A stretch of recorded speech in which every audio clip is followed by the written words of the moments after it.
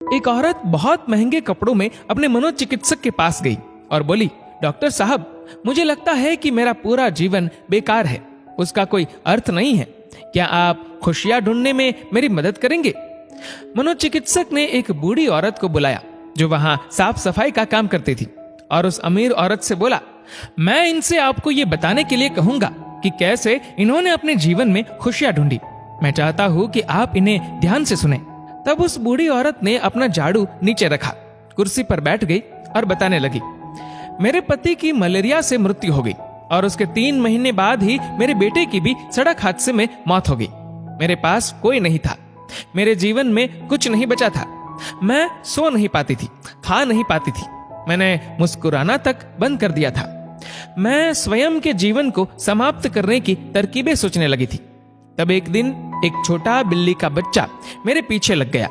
जब मैं काम से घर आ रही थी, बाहर बहुत ठंड थी, इसलिए मैंने उस बच्चे को अंदर आने दिया। उस बिल्ली के बच्चे के लिए थोड़े से दूध का इंतजाम किया और वह सारी प्लेट सफा चट कर गया। फिर वह मेरे पैरों से लिपट गया और चाटने लगा। उस दिन बहुत महीनों बाद मैं मुस्कुराई।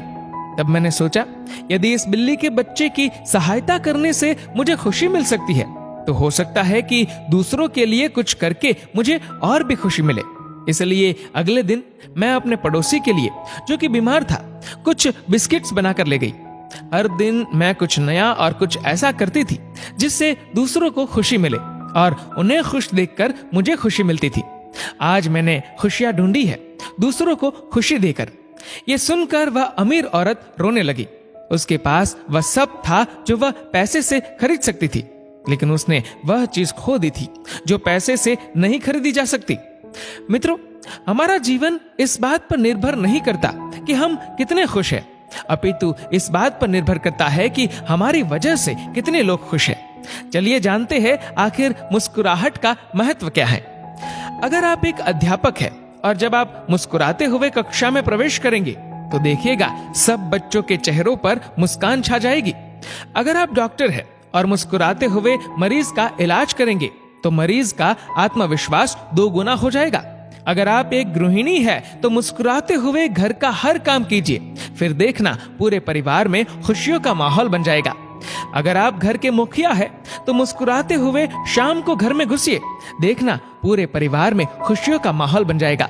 अगर आप एक बिजनेसमैन है और आप खुश होकर कंपनी में घुसते हैं तो देखना सारे कर्मचारियों के मन का प्रेशर कम हो जाएगा और माहौल खुशनुमा हो जाएगा। अगर आप दुकानदार है और मुस्कुराकर अपने ग्राहक का सम्मान करेंगे तो ग्राहक खुश होकर हर बार आपकी दुकान से ही सामान लेगा।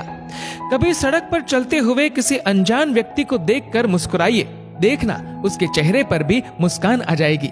मुस्कुराइए क्योंकि मुस्कुराहट के पैसे नहीं लगते, ये तो खुशी और संपन्नता की पहचान है। मुस्कुराइए क्योंकि आपकी मुस्कुराहट कई चेहरों पर मुस्कान लाएगी। मुस्कुराइए क्योंकि ये जीवन आपको दोबारा नहीं मिलेगा।